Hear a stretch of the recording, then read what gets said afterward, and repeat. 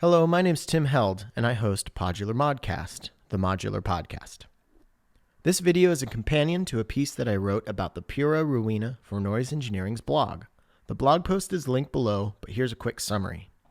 In my pre-modular days, I had a very limited recording setup. One of my favorite techniques was to record drum beats from my outboard speakers on the Korg Volcabeats into my MacBook's onboard mic.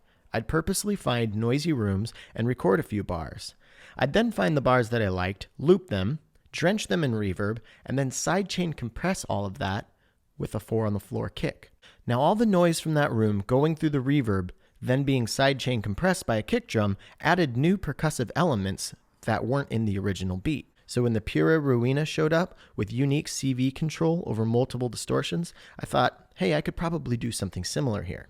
So here I'm going to run a simple kick snare pattern from the Pico Drums by Erica Synths into the Music Thing modular reverb, and then run that signal into the Pura Ruina and use various CV control to shape the different distortions. So let's just listen to this dry signal first.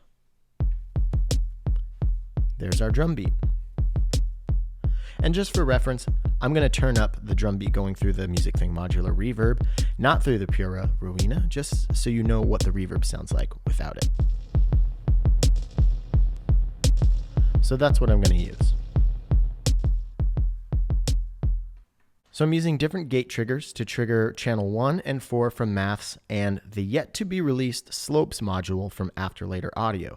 Basically just some pretty simple envelopes going into the channel 8 distortion, channel 4 distortion, and channel 2 distortion. Now I'm going to just bring the signal of the distortions up without the reverb just so you get an idea of what the PR sounds like without the reverb going into it. So here's the dry signal. I'm going to bring up channel 8's distortion. So already we're getting almost like a hi-hat beat that doesn't exist otherwise in the drum beat, just from the distortion in the Pura Ruina. Bring up channel 4.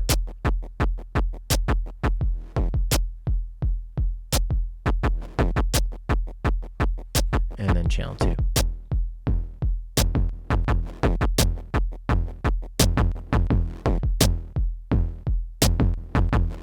Now let's bring the reverb up on the Music Thing modular reverb and really spice this thing up.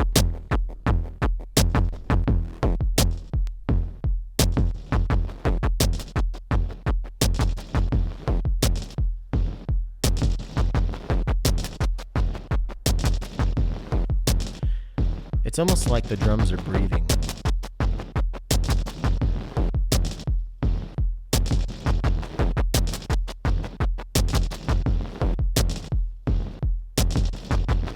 Now the Pura Ruina also has output 1, which passes the dry signal through, and then the sum output, which is 1 through 8.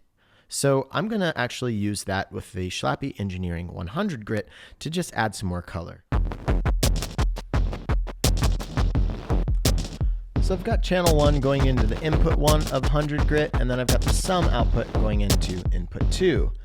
And then I'm using some more modulation sources to modulate the FM1 and FM2 inputs of the 100 grit. And then the 100 grit has two different outputs. One I'm going to send to a simple reverb on the Disting Mark IV, and then the distortion output I'm going to send to the Filthy filter from After Later Audio and use the high pass output to go into the Dirty Murals from Recovery Effects, which is a delay and reverb combination. So let's bring those up in the mix.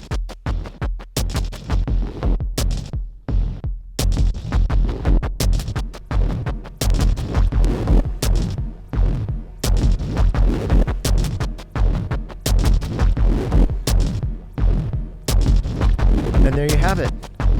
What I think is a pretty cool beat, just built out of a simple kick and a snare. All thanks to the Pura Ruina's distortion grabbing on to that reverb that is drenching the drums.